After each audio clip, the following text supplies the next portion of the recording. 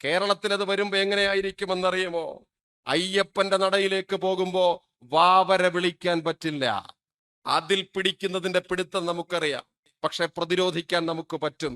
എങ്ങനെയെന്നാൽ, ഇന്നലെയും ഞാൻ കേട്ടിരുന്നു പ്രഭാഷണം. വാവർ എന്നൊരാളില്ലത്രേ. കൊല്ലം 968 കർക്കടകം ഞായർ 15 തീയതി എഴുതുന്ന തിരുവടയാള പട്ടയം പന്തളം രാജാവ് എഴുതിയ പട്ടയമാ. പന്തളം രാജാവിന്റെ പട്ടയം നിലനിൽക്കുന്ന ചരിത്രത്തിന്റെ മുന്നിൽ വാവരില്ല, വാവരില്ല, വാവരെന്നൊരാളില്ല, അയാളൊരു കൊള്ളക്കാരനാണെന്ന് പ്രസംഗിക്കുന്ന പ്രസംഗം നമ്മുടെ കാതുകളിലേക്ക് കേരളത്തിൽ അലയടിച്ചെത്തുമ്പോ ആ ചെമ്പ് പട്ടയം മുന്നിൽ നിൽക്കുകയാ. പന്തളം രാജാവിന്റെ ചെമ്പ് പട്ടയം കാഞ്ഞിരപ്പള്ളി പ്രവൃത്തിയിൽ. ഞാനിങ്ങനെ കൈ എടുത്തുയർത്തുമ്പോൾ വിയറ്റ്നാം കോളനിയിലെ ശങ്കരാടി എടുത്തുയർത്തിയതുപോലെ കയ്യിൽ രേഖയുണ്ട് എന്നത് നിങ്ങൾ ഓർമ്മിക്കുക. രേഖ ഇവിടെ ആയിരിക്കുന്നു. ഒരാവേശം കൊണ്ട് ഞാൻ ഉയർത്തുന്നത് ആ കാഞ്ഞിരപ്പള്ളി പ്രവൃത്തിയിൽ, കാഞ്ഞിരപ്പള്ളി മുറിയിൽ പള്ളി വീട്ടിൽ കുടിയിരിക്കും ശിങ്കാര മുഹമ്മദ് മഹദുവിന് ഉടയവർ പേർക്കായി നമ്മുടെ വകയായി എഴുതി തീരുവയില്ലാത്ത ശബരിമല ക്ഷേത്രത്തിൽ ആയുർവേദ ഗുരുഭൂതനായ ബാവർ സ്വാമി, ആ ബാവര് നട 18ാം പടിക്ക് താഴെ കുരുമുളകും പഞ്ചസാരയും നൈവേദ്യം. ചെല്ലുമ്പോൾ പള്ളി തിരുമുടിയിൽ പള്ളിവേട്ടയ്ക്ക് ചെന്നിറങ്ങുന്നവർ ബാവര് പള്ളിയിലേക്ക് കയറിപ്പോകുന്നു. ഏതെങ്കിലും ഒരു മുസ്ലിം പള്ളിയിൽ ജുമാ നിസ്കാരത്തിന്റെ മിമ്പറിന്റെ അടുക്കൽ വാവര് സ്വാമിക്ക് ശരണം വിളിച്ചുകൊണ്ട്, അയ്യപ്പ ശരണം വിളിച്ചുകൊണ്ട് ആളുകൾ സിംബയോട്ടിക്കായി ഒരമ്മ പെറ്റ മക്കളെ പോലെ ജീവിക്കുന്ന ഒരു സ്ഥലം ഇതിനു മുമ്പ് നമ്മൾ കണ്ടിട്ടുണ്ടോ? ഇന്നലത്തെ കഥയല്ല.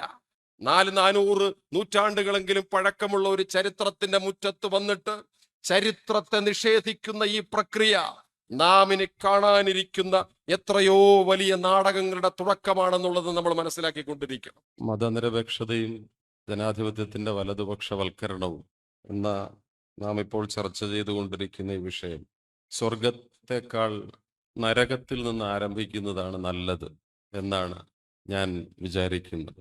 അത് സ്വർഗത്തോട് എനിക്ക് ഏതെങ്കിലും വിയോജിപ്പുള്ളത് കൊണ്ടല്ല.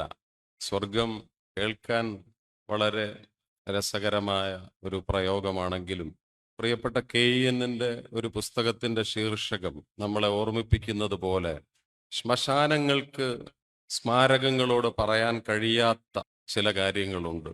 ആ കാര്യങ്ങളുടെ ഒരു സംവാദവേദിയാണ് EMSന്റെ ലോകത്തിലെ മതനിരപേക്ഷതയുടെ ഈ സെഷൻ.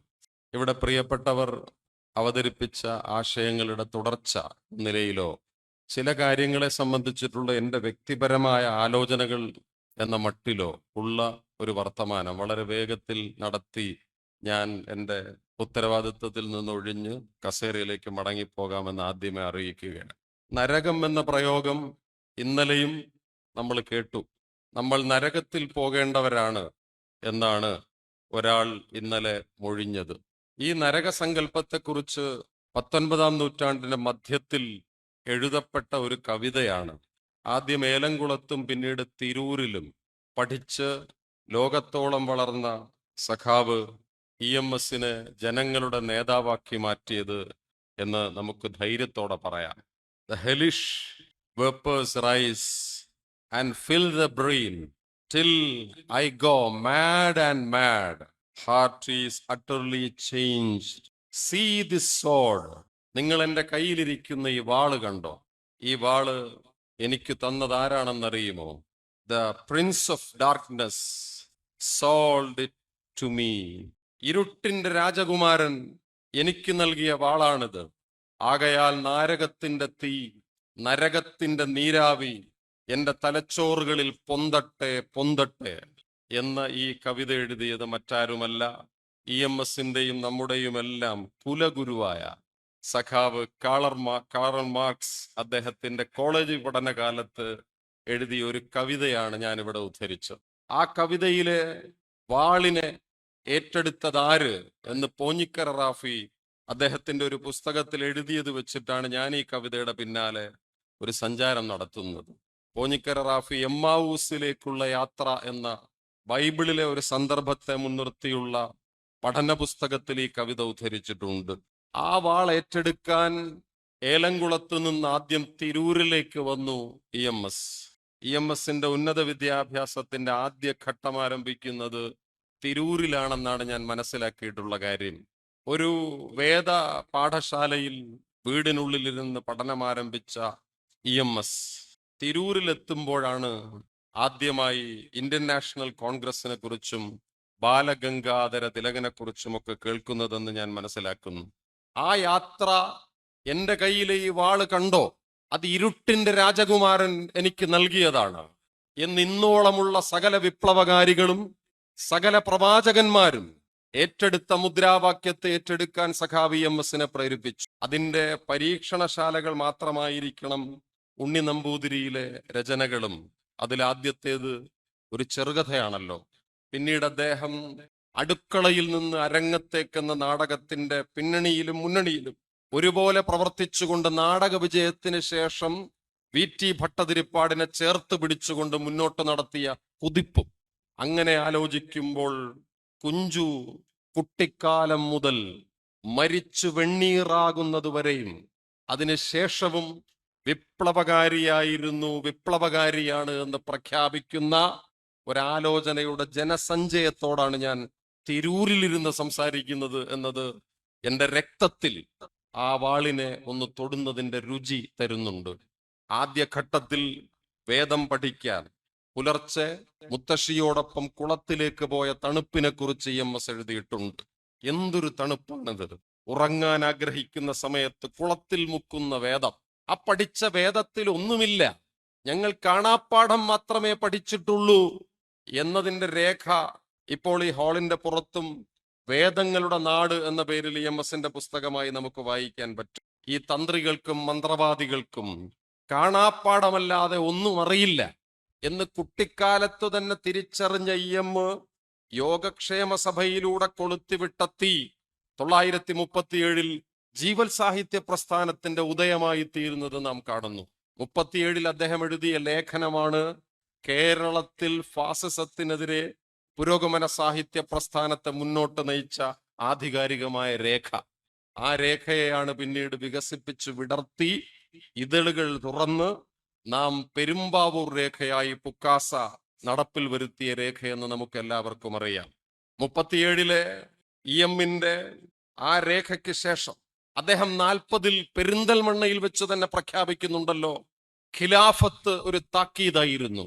മലബാർ കലാപം ഒരു കലാപമല്ല, മറിച്ചത് കുടിയാന്മാർ ജന്മിമാർക്കു നേരെ നടത്തിയ ഒരു വലിയ കർഷക കലാപമായിരുന്നു എന്ന് ഇന്ത്യയുടെ കാർഷിക ചരിത്രത്തിലേക്ക് ഒരു പുതിയ പ്രത്യയശാസ്ത്രപരമായ ഉണർവ് EM കൊണ്ടുവരുന്നു.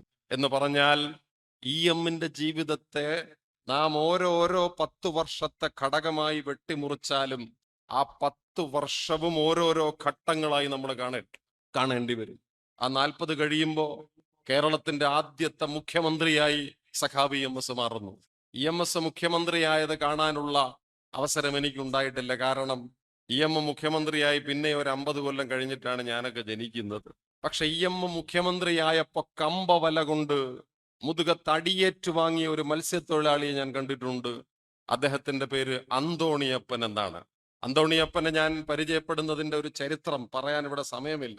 മയ്യഴിയിൽ വെച്ച് ഞാൻ പരിചയപ്പെട്ട ഒരു വൃദ്ധന്റെ പുറകെ സഞ്ചരിച്ച് ആ വൃദ്ധനെ കഥാപാത്രവൽക്കരിക്കുന്നതിന്റെ പ്രോട്ടോടൈപ്പിനെ അന്വേഷിച്ച് തിരുവനന്തപുരത്ത് കരിങ്കുളം എന്ന് പറയുന്ന മത്സ്യത്തൊഴിൽ മേഖലയിൽ ചെല്ലുമ്പോഴാണ് കവി വിനോദ് വൈശാഖി പരിചയപ്പെടുത്തിയ അന്തോണിയപ്പനെ ഞാൻ കാണുന്നത്. ഞാൻ കാണുമ്പോൾ തന്നെ 90 വയസ്സിന് മേൽ പ്രായമുണ്ട്. എന്നെ കണ്ടപ്പോ തന്നെ അദ്ദേഹം ചോദിച്ച ചോദ്യം, സാറേ നിങ്ങൾ കർത്താവിനെ പാത്തിരിക്കുക എന്നുള്ളതാണ്. ഞാൻ പറഞ്ഞു പാത്തിട്ടുണ്ട്. തെക്കൻ തമിഴ് മൊഴിയിൽ എനിക്കറിയാവുന്ന തമിഴിൽ ഞാൻ പറയുന്നു, അദ്ദേഹം കടും തമിഴിൽ എന്നോട് സംസാരിക്കുന്നു. നീങ്ക പാത്തിരിക്കുക കർത്താവെ, പാത്തിരിക്കുന്നത് എപ്പടി? ഞാൻ സുവിശേഷത്തിലെ പാത്തിരിക്കുന്നത്. അടിമകളും ഉടമകളുമായിട്ടുള്ളവരെ, അധ്വാനിക്കുന്നവരും തൊഴിലാളികളുമായിട്ടുള്ളവരെ നിങ്ങൾ എന്റെ പിന്നിൽ അണിനിരക്കുവിൻ എന്ന് പറഞ്ഞൊരു വിപ്ലവകാരിയാണല്ലോ സഖാവ് ജീസസ്. ജീസസിന്റെ വാക്യത്തെ മത്തായിയുടെ സുവിശേഷത്തിൽ നിന്നോ മർക്കോസിന്റെ സുവിശേഷത്തിൽ നിന്നോ വിടർത്തിയെടുക്കാൻ ശ്രമിച്ചാൽ പിൽക്കാലത്ത് വിമോചന ദൈവശാസ്ത്രത്തിന്റെ വലിയ പണ്ഡിതനായി കേരളം അവതരിപ്പിച്ച MM തോമസിന്റെ ഒരു പ്രയോഗമുണ്ട്. യേശുവിനെ തൊടാൻ യേശുവിന്റെ നുഖത്തിന് നിങ്ങൾ തൊടണം. ബൈബിളിൽ പറയുന്ന ഒരു വാക്യം ഇങ്ങനെയാണ്, എന്റെ നുഖം മൃദു എന്ന് പറഞ്ഞാൽ ഞാനൊരു മരയാശാരിയാണല്ലോ. ഞാൻ പണിത തടി ഉരുപ്പടി നുകം ഞാൻ ചന്തയിൽ കൊണ്ടുവച്ചിട്ട് എന്റെ തടി ഉരുപ്പടിയുടെ മൂല്യത്തെ ഞാൻ വിളിച്ചു പറയുകയാണ്. ഇവിടെ എല്ലാവരുടെ കൈവശവും നുകമുണ്ട്, എന്റെ കൈവശവും നുകമുണ്ട്. ഈ നുകം എന്റെ അധ്വാനത്തിന്റെ, എന്റെ വിയർപ്പിന്റെ ചോര പൊടിഞ്ഞതാകുന്നു. ഈ നുകത്തിന്റെ സവിശേഷത അത് മൃദുവാകുന്നു. അതെടുത്ത് നിങ്ങൾ നിങ്ങളുടെ കാളയുടെ പുറത്ത് വെച്ച് കൊടുക്കുമ്പോൾ കാളയ്ക്ക് നോവുകയില്ല എന്നാണ് അർത്ഥം. ആ നോവലില്ലായ്മയുടെ പേരാണ് സ്നേഹം. അങ്ങനെ ഞാൻ പാത്തിട്ടുണ്ട് അന്തോണിയപ്പോ എന്ന് പറഞ്ഞപ്പോ പറഞ്ഞു, അപ്പടിയുള്ള പാക്കലല്ലേ, കർത്താവിനെ നേരിട്ട് കണ്ടിട്ടുണ്ടോ? ഞാൻ അങ്ങനെ കണ്ടിട്ടില്ല. പള്ളിയിൽ ക്രൂസിഫൈ ചെയ്യപ്പെട്ട കർത്താവിന്റെ ക്രൂശിത രൂപത്തെ ഞാൻ കണ്ടിട്ടുണ്ട്, നേരിട്ട് ഞാൻ പാത്തിട്ടുണ്ട് സാറേ. ഉള്ളോളം അതിശയോക്തി കലർന്നതായിട്ടാണ് അന്തോണിയപ്പന്റെ ആ വാക്കുകളെ ഞാൻ എടുത്തതെങ്കിലും പിന്നെ അദ്ദേഹം പറഞ്ഞപ്പോ ആ ആഖ്യാനത്തിനുള്ളിൽ എനിക്ക് കടക്കാതിരിക്കാൻ പറ്റിയില്ല സാറേ. കട്ടമരത്തിൽ കയറിയിരുന്നിട്ട് കടലിലേക്ക് പോവും, കയ്യിൽ കൊച്ചു വലയുണ്ട്, തൂണ്ടയുണ്ട്. എപ്പോഴെങ്കിലും ഒരു മീനിനെ കൊത്തിയാൽ കരയിൽ കൊണ്ടുവച്ച് കുടുംബങ്ങൾക്ക് കൊടുക്കാനുള്ള അരിയാണ് ആ കട്ടമരം. പക്ഷേ കടലെടുത്ത് മറിക്കും സാറേ, കടല് തെങ്ങോളം പൊങ്ങും സാറേ. അപ്പൊ കട്ടമരത്തിൽ നിന്ന് പിടിവിട്ടു പോയാൽ കടലെടുത്തോണ്ട് പോവും സാറേ. കടലെടുത്തോണ്ട് പോവാതിരിക്കാൻ, ഉപ്പ് വെള്ളം കുടിച്ച് ചാവാതിരിക്കാൻ വേണ്ടി കട്ടമരത്തെ കെട്ടിപ്പിടിച്ച് കിടക്കുമ്പോ സാറേ, തെങ്ങോളം ഉയരത്തിൽ പൊങ്ങുന്ന ആ തിരമാലയുടെ മണ്ടയിൽ ജീവനെ പിടിച്ച് കിടക്കുമ്പോ ഞാൻ കർത്താവിനെ കണ്ടിട്ടുണ്ട് സാറേ. കർത്താവിന്റെ മുന്നിൽ വന്നു നിന്ന് പറയും, കടലിനോട് പറയും, എന്റെ പിള്ളയെ തൊടാതെ, എന്റെ കൊച്ചിനെ തൊടാതെ പോ കടലേ, പോ കടലേ എന്ന് പറയും. ഇത് കാവ്യാത്മകമായ ഒരു സങ്കല്പമായി തന്നെ ഞാൻ എടുക്കുന്നു. പക്ഷേ ആ അന്തോണിയപ്പൻ പറഞ്ഞ കണ്ണീര് മുഴുവൻ എന്റെ മനസ്സിൽ നിന്ന് പോകുന്നതേയില്ല. ഞാൻ ജനിച്ചപ്പോ തന്നെ തള്ള നഷ്ടപ്പെട്ടവനാണ് സാറേ. എനിക്ക് അമ്മയില്ലായിരുന്നു സാറേ. എന്നെ വളർത്തിയത് എന്റെ അമ്മയുടെ അനിയത്തിയാണ് സാറേ. എന്റെ അമ്മയുടെ അപ്പൻ എന്നെ അത്രയ്ക്കും ഇഷ്ടമായിരുന്നു സാറേ. എന്റെ അപ്പാപ്പനുണ്ടല്ലോ സാറേ, അമ്മയുടെ അച്ഛൻ, കടലിൽ നിന്ന് മീൻ പിടിച്ച് വൈകുന്നേരം വരുമ്പോ അമ്മ കഞ്ഞി എടുത്ത് വെക്കും സാറേ. എന്റെ കുഞ്ഞമ്മ കഞ്ഞി എടുത്ത് വെക്കും. ആ കഞ്ഞിപ്പാത്രത്തിൽ നിന്ന് അപ്പൂപ്പൻ അത് കുടിച്ചോണ്ടിരിക്കുമ്പോഴാണ് സാറേ കൊച്ചു പിള്ളയായ ഞാൻ തൊട്ടിലി കിടന്നിട്ട് പെടുക്കുന്നത്. പുള്ളി എനിക്ക് ആക്ഷൻ കാണിച്ചു തന്നത് ഓർമ്മയുണ്ട്. കൊച്ചു പിള്ളയല്ലയോ സാറേ, അന്ത പെടുപ്പിങ്ങനെ വന്ന് അപ്പാപ്പന്റെ കഞ്ഞിയിൽ വീഴും. അപ്പൊ അമ്മ ചൊല്ലും, അപ്പ അത് തള്ളിക്കളെ, നാ നിക്ക് വേറെ ചോറത്തല്ലാം അപ്പൂപ്പന. അപ്പ അപ്പം പറയും സാറേ, നാൻ കളയാത്, ഇതൊക്കെ പിള്ളയ്ക്ക് ചോര, ഇതൊക്കെ പിള്ളയ്ക്ക് പെടുപ്പ്, ഇതൊക്കെ പിള്ളയ്ക്ക് ഉയിര് എന്ന് പറയുന്ന അപ്പന്റെ സ്നേഹമുണ്ടല്ലോ. അന്തോണിയപ്പന്റെ കണ്ണീന്ന് പൊടിഞ്ഞ കണ്ണീര് അന്തോണിയപ്പന്റെ മനസ്സ് അവിടെ തന്നെ പിടിച്ചു നിർത്തിയത് ഞാൻ കണ്ടു. എന്നെ ഏൽപ്പിച്ചിട്ട് പോയതാ എന്റെ കൊച്ചി കുഞ്ഞിന്. എന്റെ മരിച്ചുപോയ കുഞ്ഞിന്റെ ചോരയാണിത്, അവളുടെ മാംസമാണിത്.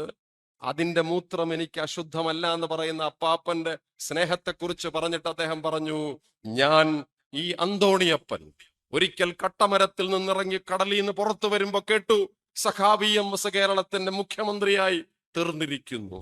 ആ CMS മുദ്രാവാക്യം വിളിച്ചുകൊണ്ട് ഈ കടപ്പുറത്തു കൂടി ഞാൻ നടക്കുമ്പോ എന്റെ പുറകെ നടക്കാൻ ആകെ 2-3 പേര് മാത്രമേ ഉള്ളൂ സാറേ.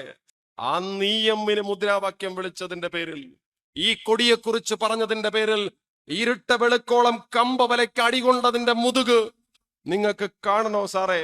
എന്റെ മുതുകത്ത് ഇപ്പോഴും ഉണ്ട് സാറേ കമ്പവലയുടെ പാട് എന്ന് അന്തോണിയപ്പൻ പറഞ്ഞപ്പോ. പണ്ട് OV വിജയനും പറഞ്ഞിട്ടുണ്ട്, പാലക്കാട് തന്റെ വീട്ടിലേക്ക് EM അധികാരം ഏറ്റെടുക്കുമ്പോ ചെന്നൈയിലായിരുന്ന അദ്ദേഹം തിരിച്ചു വന്നതിനെ കുറിച്ച് പ്രിൻസിപ്പലിനോട് റിക്വസ്റ്റ് എഴുതി കൊടുത്തിട്ട്, എന്റെ കേരളം ഒരു പുതിയ കൊടി ഉയർത്തിപ്പിടിച്ചിരിക്കുന്നു, എന്റെ കേരളം ഒരു പുതിയ കാലത്തിന് സ്വാഗതമരുളിയിരിക്കുന്നു, ആ ദിവസം ഞാൻ എന്റെ വീട്ടിലുണ്ടാകണമെന്ന് പ്രഖ്യാപനവുമായി കോളേജിൽ നിന്ന് തിരിച്ച് ട്രെയിനിൽ വരുമ്പോൾ പച്ച വിരിച്ച പാലക്കാടൻ പാടങ്ങളുടെ നടുവിലൊരു ചോന്ന കൊടി ഒരു മാടത്തിന്റെ മുറ്റത്ത് കാണുമ്പോൾ ആ സിന്ദൂരപ്പൊട്ടിന്റെ ഓർമ്മയെക്കുറിച്ച് OV വിജയൻ എഴുതിയതുപോലെ സഖാവീയം കേരളത്തിന്റെ ആദ്യത്തെ മുഖ്യമന്ത്രിയായി അധികാരം ഏറ്റെടുക്കുമ്പോൾ ഈ കേരളത്തിലെ എന്തെന്തുമാത്രം വീടുകളിൽ സിന്ദൂരപ്പൊട്ടുകൾ ഉയർന്നിട്ടുണ്ടാകുമെന്ന് ഞാൻ ഓർക്കുകയാണ്. ഒരു വശത്ത് സിന്ദൂരപ്പൊട്ടുകളെങ്കിൽ മറുവശത്ത് കമ്പവല കൊണ്ടുള്ള അടിയേറ്റുവാങ്ങി ഇതുതന്നെയാണ് മനുഷ്യന്റെ മോചനമെന്ന് പ്രഖ്യാപിക്കാൻ ഏലംകുളത്തു നിന്ന് തിരൂരിലേക്കും അവിടെ നിന്ന് ലോകത്തോളവും ഉയർന്നു പൊങ്ങിയ EM-നെ കുറിച്ച് ഓർക്കാൻ നമ്മൾ ഈ വൈകുന്നേരങ്ങളിൽ പോലും ഇങ്ങനെ ഇരിക്കുന്നതിന്റെ കാവ്യാത്മകത എത്ര പകിട്ടുള്ളതായിരിക്കും പ്രിയപ്പെട്ടവരെ.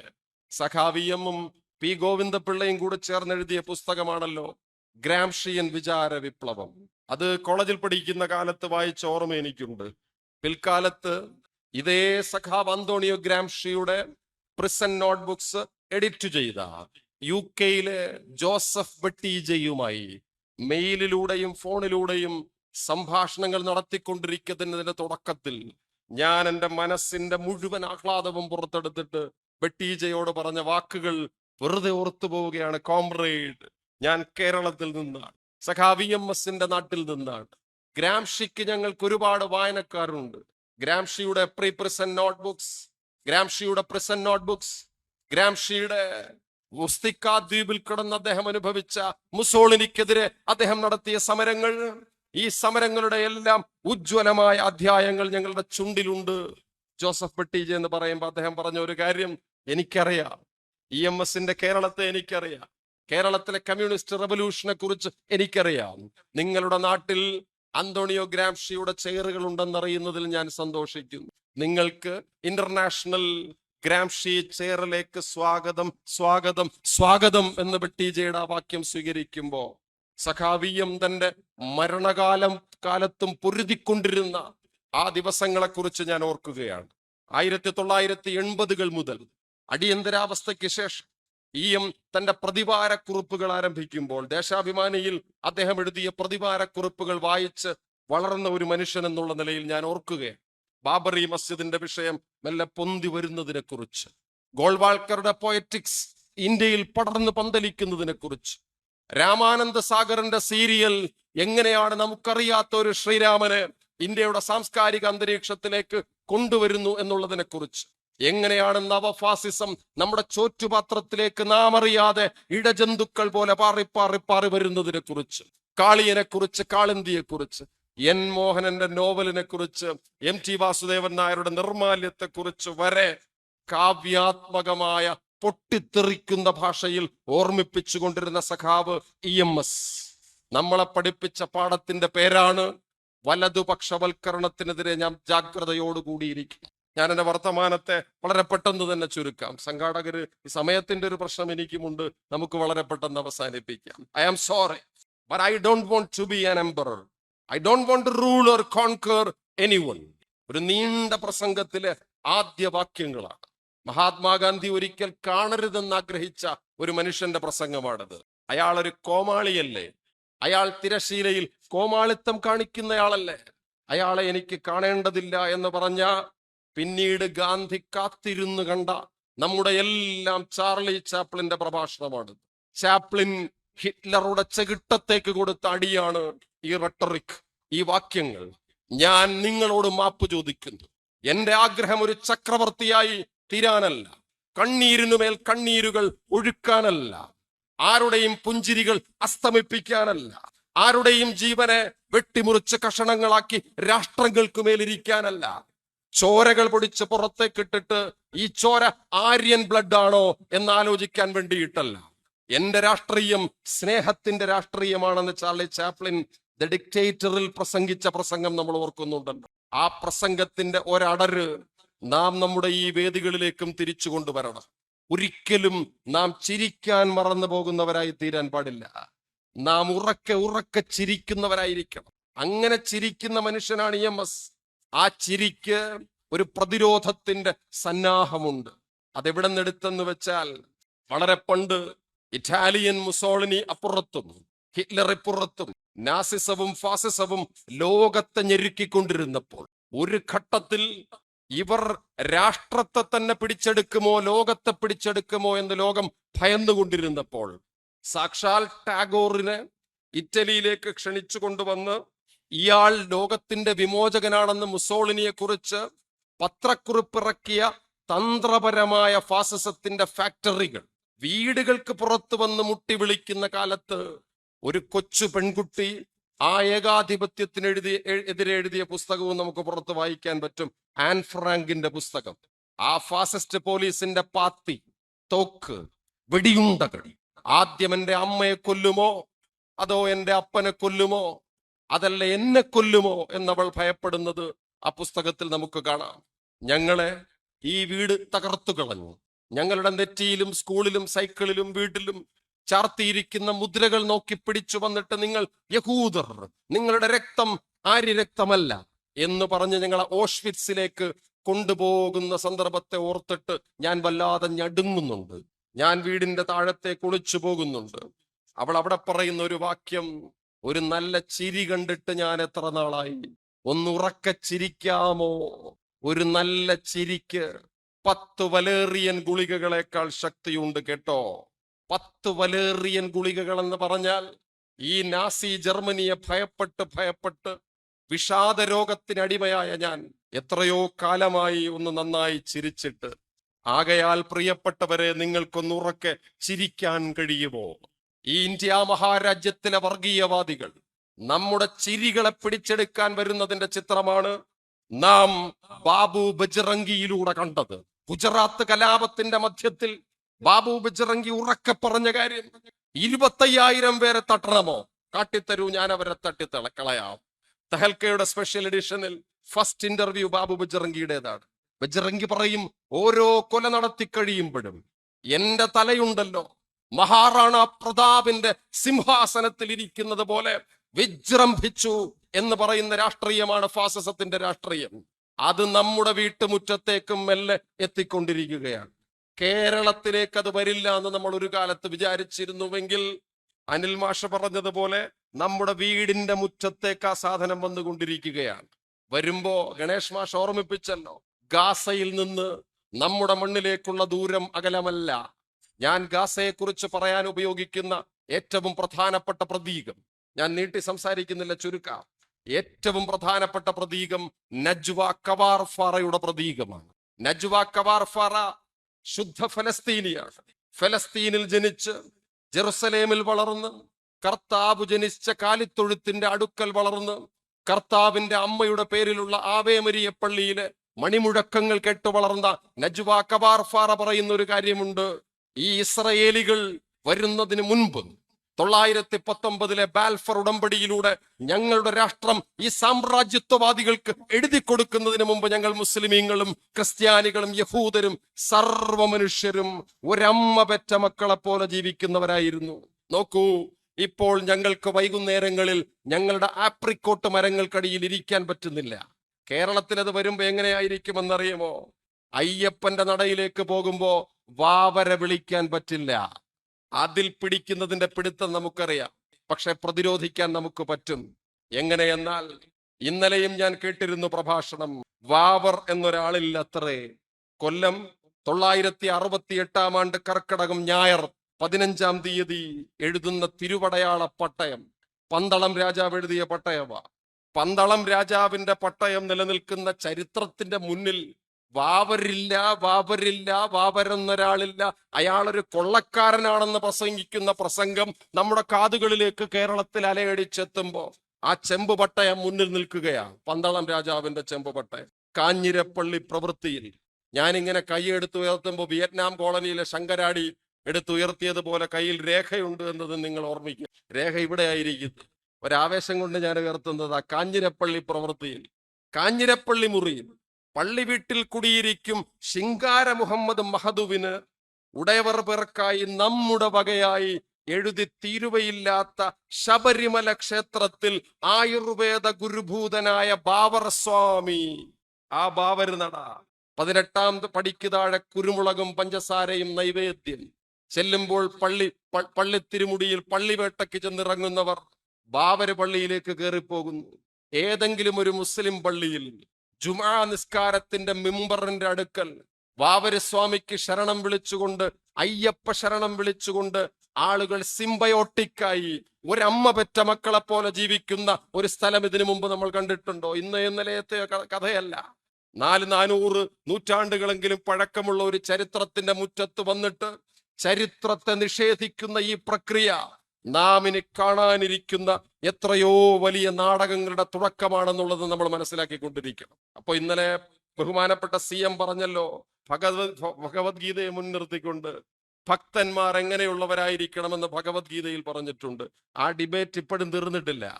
12-ാം അധ്യായത്തിലെ 13-ാമത്തെ ശ്ലോകം മുതൽ 18-ാമത്തെ ശ്ലോകം വരെ ഉദ്ധരിച്ചുകൊണ്ട് മുഖ്യമന്ത്രി സംസാരിച്ചു. അപ്പോൾ അദ്ദേഹത്തിന് നേരെയുള്ള ആക്രമണം, ഇദ്ദേഹം ഭക്തനാണോ? ഇദ്ദേഹം ഭഗവത്ഗീതയെ പിന്തുണയ്ക്കുന്നത് എന്തിന്? ഇദ്ദേഹം ശബരിമലയിൽ പോകുന്ന ഒരാളാണോ? അദ്ദേഹം ഉദ്ധരിച്ച ശ്ലോകം വളരെ സ്പഷ്ടമാണ്. അദ്വേഷ്ട സർവഭൂതാനാം മൈത്ര കരുണ ഏവജ നിർമ്മമോ നിരഹങ്കാര സമദുഃഖ സുഖക്ഷമീ. പറഞ്ഞത് മാനവികമായ കാര്യമാണ്. ഭക്തർ ആരായിരിക്കണമെന്ന് ചോദ്യം. ഭക്തർ എല്ലാ ജീവികളോടും ദ്വേഷരഹിതരായിരിക്കണം എന്ന് പറഞ്ഞാൽ ആളുകളെ കുത്തിക്കൊല്ലാൻ പോവരുത്. ഭക്തർ ബാബു ബജറങ്കിമാറാകരുത്. അവർ മൈത്രിയും കരുണയുമുള്ളവരായിരിക്കണം എന്ന് പറഞ്ഞാൽ അവർ പള്ളി പൊളിക്കരുത്. അവർ വിശക്കുന്നവർക്ക് ചോറ് കൊടുക്കുന്നവരായിരിക്കണം. അവർ ആളുകളുടെ അന്നം നിഷേധിക്കുന്നവരായി മാറരുത്. അവർ ജനാധിപത്യത്തിനും മതനിരപേക്ഷത്തിനും എതിരെ നിൽക്കരുത്. അവർ നിർമ്മമരും നിരഹങ്കാരികളും സുഖദുഃഖങ്ങളെ തുല്യമായി കരുതുന്നവരുമായിരിക്കണം. അദ്ദേഹം അവിടെ പ്രസംഗിച്ചു കഴിഞ്ഞപ്പോൾ ഒരു വിമർശനം ഞാൻ കേട്ടു. അദ്ദേഹം ഭക്തൻ എന്നുള്ളത് പറഞ്ഞുകൊണ്ട് കപട ഭക്തിയുടെ ഒരു മുഖമെടുത്തണിയുകയാണ്. എന്നിട്ട് അദ്ദേഹത്തിന് പിന്നെ നമ്മൾക്കുമായിട്ടൊരു പാഠം കേട്ടല്ലോ, നരകത്തിലേക്ക് പോകുന്നവർ ആര്? അതാണ് ഞാൻ നരകമെന്ന് പറഞ്ഞത്. ത്രിവിധം നരകസ്വേദം ദ്വാരം നാശം അനാത്മന. 3 വിഭാഗക്കാർ: കാമ ക്രോധസ്ഥതാ ലോഭ. കാമവും ക്രോധവും ലോഭവും ഉള്ളവർ നരകത്തിലേക്ക് പോകും. ഇത് കേട്ടപ്പോ എനിക്ക് മനസ്സിലായ കാര്യം എന്താണെന്നറിയാമോ? ഒരാളുടെ ക്വാളിറ്റി എന്താണോ ആ ക്വാളിറ്റിയിൽ നിന്നുള്ള സാധനമാണ് അയാളുടെ വാക്കിലൂടെ പുറത്തു വരിക. ഇപ്പോ പിണറായി സഖാവിന്റെ വായിൽ നിന്ന് പുറത്തു വന്നത് കരുണയെക്കുറിച്ച്, മൈത്രിയെക്കുറിച്ച്, ദാനത്തെക്കുറിച്ച്, ദമത്തെക്കുറിച്ച്, സ്നേഹത്തെക്കുറിച്ച്, മതനിരപേക്ഷതയെക്കുറിച്ച്. അദ്ദേഹത്തിന് അതേ പറയാൻ പറ്റൂ. തൊട്ടപ്പുറത്തെ വർഗീയവാദിയുടെ വായിൽ നിന്ന് പുറത്തു വന്നതോ കാമത്തെക്കുറിച്ച്, ക്രോധത്തെക്കുറിച്ച്, നാശത്തെക്കുറിച്ച്. അതറിയാൻ ഭഗവത്ഗീതയുടെ 16-ാമത്തെ അധ്യായം തുറന്നാൽ മതി. ദൈവീ സമ്പത്തുകളും ആസുരീ സമ്പത്തുകളും എന്ന് അതിൽ കൃത്യമായി തന്നെ പറയുന്നുണ്ട്. ഞാൻ വിശദീകരിക്കുന്നില്ല.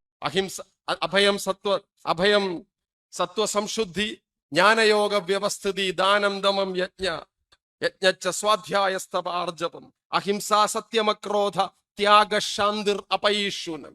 26 ദൈവീ സമ്പത്തുകളെ കുറിച്ച് പറഞ്ഞിരിക്കുന്നു. ഞാൻ ഭക്തി പ്രസംഗം നടത്തുകയല്ല. നമ്മുടെ ലക്ഷ്യം ഈ ഭക്തിയുടെ വഴിയിലൂടെ ജനാധിപത്യത്തെയും മതേതരത്വത്തെയും നിർമ്മിക്കുകയല്ല, മറിച്ച് നാട്ടിൽ കരുണയും മൈത്രിയും അഭയവും നിർമ്മിക്കുന്ന പ്രക്രിയയിൽ നമ്മുടെ ഈ പ്രവർത്തനത്തെ നശിപ്പിച്ച് കളയുന്ന വർഗീയവാദികൾക്കെതിരെ നാം നിരന്തരമായ ജാഗ്രത പുലർത്തേണ്ടതുണ്ട്. ഞാൻ ചുരുക്കുകയാണ്. ഇത് ഭാഷയെയും പിടിക്കും എന്ന് തിരിച്ചറിയാം. നമ്മുടെ മലയാളത്തെയും പിടിക്കും, നമ്മുടെ നാട്ടുമൊഴികളെയും പിടിക്കും, നമ്മുടെ പ്രാദേശിക ഭാഷകളെയും അതിലെ കവിതകളെയും പിടിക്കും. എന്നിട്ടൊരു ഏകാധിപത്യ ഭാഷയിലൂടെയും അത് കടന്നു വരും. ഇപ്പോ ഏറ്റവും രസകരമായ ഒരു പെർസ്പെക്ഷൻ, പൗരത്വ പ്രക്ഷോഭ സന്ദർഭത്തിന് ശേഷം പൗരത്വ ഭേദഗതി നിയമത്തെക്കുറിച്ചിട്ടുള്ള ചർച്ചയ്ക്കിടയിൽ ഇന്ത്യ മഹാരാജ്യത്തിലെ ഏറ്റവും വലിയ ഭാഷാശാസ്ത്ര പണ്ഡിതരിൽ ഒരാളായ GN ദേവിയുടെ ഒരു പുസ്തകം പുറത്തു വന്നിരുന്നു, ലിംഗ്വിസ്റ്റിക് സിവിലൈസേഷൻ. ആ പുസ്തകത്തിൽ അദ്ദേഹം പറയുന്ന കാര്യം, പൗരത്വ പ്രക്ഷോഭം നടക്കുമ്പോൾ പൗരത്വ ഭേദഗതി നിയമത്തിനെ കുറിച്ചിട്ടുള്ള ചർച്ചയിൽ എല്ലാവരും പറഞ്ഞ കാര്യം, ഇന്ത്യയിലേക്ക് പുറത്തു നിന്നുള്ള സെലക്റ്റഡ് കൺട്രീസിൽ നിന്ന് കടന്നു വരുന്ന റെഫ്യൂജികളിൽ മുസ്ലിമീങ്ങൾ ഒഴികെയുള്ള പ്രത്യേക ന്യൂനപക്ഷ മതങ്ങൾക്ക് ഇന്ത്യൻ നിയമത്തിന്റെ അടിസ്ഥാനത്തിൽ അവർക്ക് പൗരത്വം കൊടുക്കുമെന്നാണെങ്കിൽ, മൈനോറിറ്റിയെ നിർവചിക്കാനുള്ള പ്രധാനപ്പെട്ട മാനദണ്ഡം അവർ വരുന്ന രാജ്യത്തെ മതന്യൂനപക്ഷമാണ് അവർ എന്നുള്ളതാണെങ്കിൽ, മതം മാത്രമാണ് മൈനോറിറ്റിയെ നിർവചിക്കാനുള്ള ഘടകമെന്ന് നിങ്ങളോട് ആര് പറഞ്ഞു? ബംഗ്ലാദേശിൽ മൈനോറിറ്റി പദവിയുള്ള ചുരുക്കം ഭാഷകളിൽപ്പെട്ട മനുഷ്യരുണ്ട്, ഗോത്ര മനുഷ്യരുണ്ട്. പാകിസ്ഥാനിൽ ഭാഷയുടെ അടിസ്ഥാനത്തിലുള്ള മൈനോറിറ്റി മനുഷ്യരുണ്ട്. മ്യാൻമാറിലുണ്ട്, ബർമയിലുണ്ട്, നേപ്പാളിലുണ്ട്. ആ ന്യൂനപക്ഷക്കാർ അവിടുത്തെ പീഡനം സഹിക്കാൻ വയ്യാതെ ഇന്ത്യയിലേക്ക് വരുമ്പോൾ അവർക്ക് പൗരത്വം കൊടുക്കുന്ന കാര്യത്തിൽ നമ്മുടെ ഈ നിയമം എങ്ങനെയാണ് ഓപ്പൺനെസ് കാണിക്കുന്നത് എന്നുള്ള ചോദ്യം മതം മാത്രമല്ല മതനിരപേക്ഷതയ്ക്കോടൊപ്പമുള്ള സമരത്തിൽ ചേർക്കേണ്ടത് എന്നുള്ളതിനെ നമുക്ക് ബോധ്യപ്പെടുത്തി തരുന്ന പ്രധാനപ്പെട്ട ഒരു കാര്യമാണ്. ഞാൻ നിർത്തുകയാണ് പ്രിയപ്പെട്ടവരെ. സഖാവീയം യോഗക്ഷേമ സഭയുടെ നേതാവായിരിക്കുമ്പോൾ ഓങ്ങല്ലൂരിൽ നടത്തിയ ആ വലിയ മുദ്രാവാക്യത്തെ പറ്റി സഖാവ് KN ഇവിടെ പ്രസംഗിക്കുകയുണ്ടായി. നമ്പൂതിരിയെ മനുഷ്യനാക്കുക എന്ന പ്രഖ്യാപനം. ഉണ്ണി നമ്പൂതിരിയിൽ അദ്ദേഹം എഴുതിയ പല ലേഖനങ്ങൾ നമുക്കറിയാം. നമ്പൂതിരി വക്കീലായി പരീക്ഷ പാസ്സാവണം, വിദ്യാഭ്യാസത്തിന്റെ പ്രാധാന്യം, സാംസ്കാരിക പ്രവർത്തനത്തിന്റെ പ്രാധാന്യം, സാമൂഹിക നവോത്ഥാനത്തിന്റെ പ്രാധാന്യം, ബൂർഷ്വാ ജനാധിപത്യം എങ്ങനെയാണ് പ്രവർത്തിക്കുന്നത് എന്നുള്ളതിനെ കുറിച്ചിട്ടുള്ള അദ്ദേഹത്തിന്റെ വളരെ കൃത്യമായ പെർസ്പെക്റ്റീവ്, കുമാരനാശാന്റെ കവിത മലയാള കവിതയുടെ വിപ്ലവത്തിൽ എന്ത് മാറ്റമാണ് കൊണ്ടുവന്നത് എന്നുള്ള ആ പ്രഖ്യാപനം, ആ മഹത്തുക്കളായ നേതാക്കന്മാർ പി.ടിയും ഇ.എമ്മും അടക്കമുള്ളവർ, ശ്രീനാരായണ ഗുരുവും ചട്ടമ്പിസ്വാമിയും അടക്കമുള്ളവർ, സഹോദരൻ അയ്യപ്പനും പണ്ഡിറ്റ് കറുപ്പനും കെ കേളപ്പനും അടക്കമുള്ളവർ, അയ്യങ്കാളി അടക്കമുള്ളവർ നിർമ്മിച്ചു തുടങ്ങിയ ഒരു കേരളത്തിന്റെ തുടർച്ചയാണ് നാം മുന്നോട്ട് കൊണ്ടുപോകുന്നത്. ഈ കേരളത്തെ നാം വിളിക്കുന്ന പേരാണ് പോസ്റ്റ് ഫിഗറേറ്റീവ് കേരള എന്ന് പറഞ്ഞാൽ ഈ കേരളം ഒരു ജനാധിപത്യ കേരളത്തിന്റെ ശബ്ദമായി തുടങ്ങിയത് ഒരു 100 കൊല്ലമേ ആകൂ. അതിനെയാണ് കേരള സർവകലാശാലയുടെ വൈസ് ചാൻസലർ ആയിരുന്ന professor A Ayyappan the personality of Kerala എന്ന് വിളിച്ചത്. നമ്മുടെ കേരളത്തിന്റെ വ്യക്തിത്വം മതനിരപേക്ഷതയിലും ജനാധിപത്യത്തിലും അടിയുറച്ച ആ കേരളത്തിന്റെ ചെറുപ്പത്തിൽ ജീവിച്ചത് കൊണ്ടാണ് ഞാൻ പ്രൊഫസറെ അയ്യപ്പനായതെന്ന് അദ്ദേഹം പറയും. നാം എത്ര ഭ്രാന്തുകളെ കഴുകിക്കളഞ്ഞു, നാം എത്ര അനാചാരങ്ങളെ കഴുകിക്കളഞ്ഞു, നാം എത്ര വിധ്വംസക പ്രവർത്തനങ്ങളെ കഴുകിക്കളഞ്ഞു, നാം എത്ര തമ്പുരാക്കന്മാരെ അവരുടെ കുഴിമാടങ്ങളിലേക്ക് പറഞ്ഞു വിട്ടു. പക്ഷേ ആ തമ്പുരാക്കന്മാർ തിരിച്ചു വന്നുകൊണ്ടിരിക്കുകയാണ്. അതിന്റെ അവതരണമാണ് ഞാൻ ഒരുപാടടുത്ത് അതിനെക്കുറിച്ച് പറഞ്ഞു. നമ്മൾ മണിച്ചിത്രത്താഴ് സിനിമയിൽ കണ്ടത്. ഞാൻ അതുകൂടെ പറഞ്ഞിട്ട് നിർത്താം. കുറെ നേരമായി ഞാൻ നിർത്താം എന്ന് പറയും. മണിച്ചിത്രത്താഴ് സിനിമയിലെ ഡോക്ടർ സണ്ണി ഉണ്ടല്ലോ, നമ്മുടെ മോഹൻലാൽ, ദാദാ സാഹേബ് ഫാൽക്കെ അവാർഡ് നേടിയ സാക്ഷാൽ മോഹൻലാൽ. ആ മോഹൻലാൽ ആരാണെന്ന് ആ മണിച്ചിത്രത്താഴിലെ തറവാട്ട് കാരണവരായ തമ്പിക്ക് വലിയ പിടുത്തമില്ലായിരുന്നു. തമ്പി കണ്ടത് ഇവൻ ഒരു അറുവഷളനും ഒരു പ്രശ്നക്കാരനുമായ ഒരാളാണെന്നാണ് തമ്പി കാണുന്നത്. അപ്പോ തിലകൻ തമ്പിനോട് പറയുന്നുണ്ട്, ആളെ വേണ്ടത്ര പിടിയില്ല എന്ന് തോന്നുന്നു, ഇവൻ തനി രാവണനാ, പ്രയോഗ രാവണനാ, വേറൊന്നുമല്ല, തനി രാവണനാ. അപ്പൊ CN ശ്രീകണ്ഠൻ നായരുടെ ലങ്കാലക്ഷ്മി നെടുമുടിക്ക് അറിയാമായിരിക്കണം, ഈ സ്ക്രിപ്റ്റ് എഴുതിയ മധുമുട്ടത്തിന് അറിയാമായിരിക്കണം. ഈ കഥ നടന്നത് തമിഴ്നാട്ടിലാണെങ്കിലും സത്യത്തിൽ മധുമുട്ടം ഈ കഥയെ തിരഞ്ഞെടുത്തത് മധ്യ കേരളത്തിലെ ആലുംമൂട്ടിൽ ചാന്നാരുടെ മേടയിൽ നിന്നാണ്. ആലുംമൂട്ടിൽ ചാന്നാർ എന്ന് പറഞ്ഞാൽ കായംകുളത്ത് ഏറ്റവും വലിയ സമ്പന്നൻ, അമ്പലപ്പുഴ, കാർത്തികപ്പള്ളി, തിരുവിതാംകൂർ രാജാവ് കാർ വാങ്ങുന്നതിന് മുമ്പ് കാർ വാങ്ങിച്ചവൻ ആലുംമൂട്ടിൽ ചാന്നാർ. ആ കാറുമായി അമ്പലപ്പുഴ അമ്പലത്തിന് മുന്നിലൂടെ പോകുമ്പോ ചാന്നാർ ഇറങ്ങി ദൂരെ കൂടെ പോകണം, ഡ്രൈവർ കാറിനകത്തിരുന്ന് അമ്പലത്തിന്റെ മുന്നിലൂടെ പോവാം.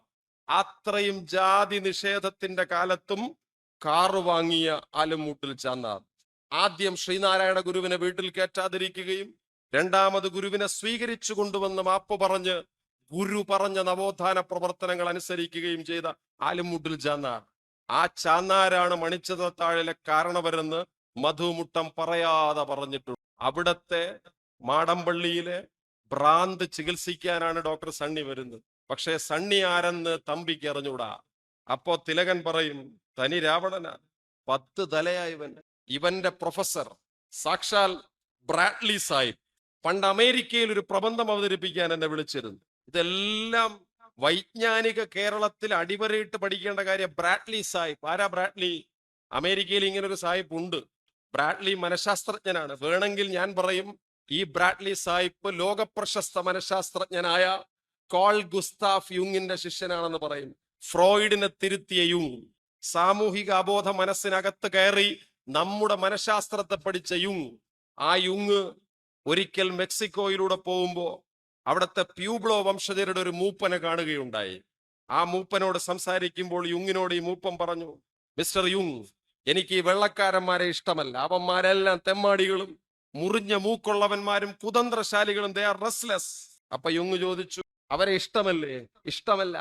അതെന്താ അത്ര ഇഷ്ടമല്ലാത്ത? അവന്മാരെ തലച്ചോറ് കൊണ്ടാ ചിന്തിക്കുന്നത് മിസ്റ്റർ യുങ്. അപ്പൊ യുങ് ചോദിച്ചു, നിങ്ങളോ? ഞങ്ങൾ ഇവിടം കൊണ്ടാണ് ചിന്തിക്കുന്നത് യുങ്. എന്ന് പറഞ്ഞാൽ ചങ്ക് ബ്രോ, നമ്മളെ ചങ്ക് കൊണ്ടാ ചിന്തിക്കുന്നത് യുങ്. ഇത് സത്യത്തിൽ ഒരു തമാശയാണെങ്കിലും യുങ് പറയുന്നത് I fell into a deep meditation. പുള്ളി അത് പറഞ്ഞപ്പോ ഞാനൊരു ധ്യാനത്തിലേക്ക് പോയി. ഈ യുങ്ങിന്റെ ശിഷ്യന്റെ ശിഷ്യന്റെ ശിഷ്യനാണ് ഡോക്ടർ സണ്ണി. ആ സണ്ണിയെ നെടുമുടിക്ക് വലിയ പിടുത്തമില്ല. ഈ സണ്ണി നകുലന് കൊടുത്ത ഉപദേശമാണ് മതനിരപേക്ഷതയുടെ ഈ സദസ്സിൽ എനിക്ക് പറയാനുള്ള ഉപദേശം. നകുലനോട് പറഞ്ഞു, നകുല, നീ മാടമ്പള്ളിയിലെ ഭ്രാന്ത് കണ്ടിട്ടുണ്ടോ? ഇന്ന് ഞാനതിനെ പുറത്തെത്തിക്കും. അതിനെന്ത് ചെയ്യണം? നീ ഗംഗയോട് പോയിട്ട് പോവരുത് എന്ന് പറയണം. അല്ലിക്ക് ആഭരണം എടുക്കരുത് എന്ന് പറയണം. അപ്പൊ തന്നെ ഇയാൾ വെച്ച് പിടിച്ചു, അല്ലിക്ക് ആഭരണം എടുക്കരുത് എന്ന് പറയാൻ. അപ്പൊ സണ്ണി പറയടേ, അവിടെ നില്ല് നില്ല് നില്ല്, മെതുവ മെതുവ പതിയെ പോ. ഈ എടുത്തുചാട്ടം നകുലന് അന്നുമുണ്ട്, ഇന്നുമുണ്ട്, എന്നുമുണ്ട്.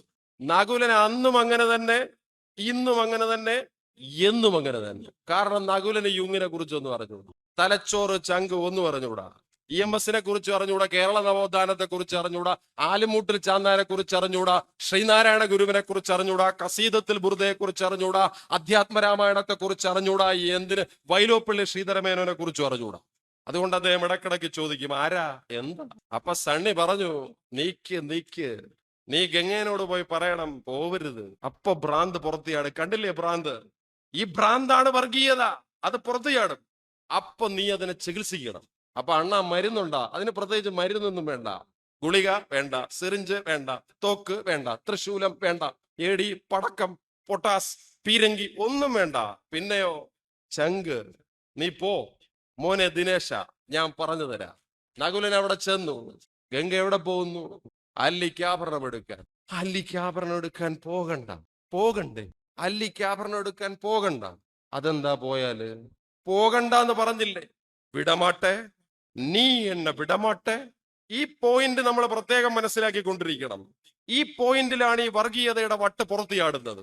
അപ്പം നമ്മൾ പതറരുത്. നകുലനെ പോലെ, നമ്മൾ സണ്ണിയെ പോലെ ധീരരായി, അറിവുള്ളവരായി, ചരിത്രബോധമുള്ളവരായി നിൽക്കണം. വിടമാട്ടെ, നീ എന്നെ വിടമാട്ടെ. വെറും ദുർഗാഷ്ടമിക്ക് ഉന്നെ കൊന്ന് ഉണ്ട് രക്തത്തെ കുടിച്ച് ഞാൻ നർത്തനമാടുമെന്ന് പറയുമ്പോ നകുലൻ പറയുന്നൊരു പറച്ചിലുണ്ട്, ഡോക്ടർ സണ്ണി പറഞ്ഞ മരുന്ന്.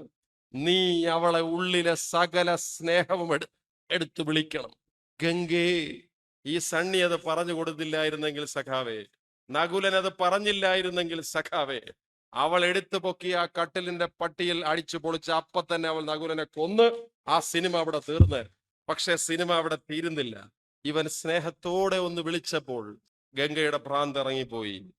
ഏത് കൊടിയ ഫാസിസ്റ്റിനെയും നമുക്ക് പരാജയപ്പെടുത്താൻ പറ്റും. ഏത് കൊടിയ വർഗീയവാദിയെയും നമുക്ക് അവരുടെ രണാങ്കണത്തിൽ പോയി പരാജയപ്പെടുത്താൻ പറ്റും. അതിനുള്ള മരുന്ന് ടാഗോർ പറഞ്ഞതുപോലെ, എവിടെയാണോ ശിരസുയർന്നിരിക്കുന്നത്, എവിടെയാണോ ഹൃദയം വിശാലമായിരിക്കുന്നത്, ആ വിശാലതയുടെ പ്രപഞ്ചത്തിലേക്ക് ഒരുമിച്ച് നടന്നു പോകാനുള്ള ധൈര്യം, ആനന്ദം നമുക്കുണ്ടാകണമെന്ന് മാത്രമാണ്. ആ ആനന്ദത്തിന്റെ കടലിലേക്ക് നമ്മളെ കൊണ്ടുപോയ ഒരു മഹാമനുഷ്യന്റെ ഓർമ്മയ്ക്ക് മുന്നിൽ ഇവിടെ നിന്ന് സംസാരിക്കുമ്പോൾ എന്റെ അന്തരംഗം എത്രമേൽ അഭിമാനപൂരിതമാകുന്നുണ്ടെന്നറിയാമോ? ലാൽ സലാം, ലാൽ സലാം, ലാൽ സലാം സഖാബിയമ്മേ, പ്രിയപ്പെട്ടവരെ ലാൽ സലാം.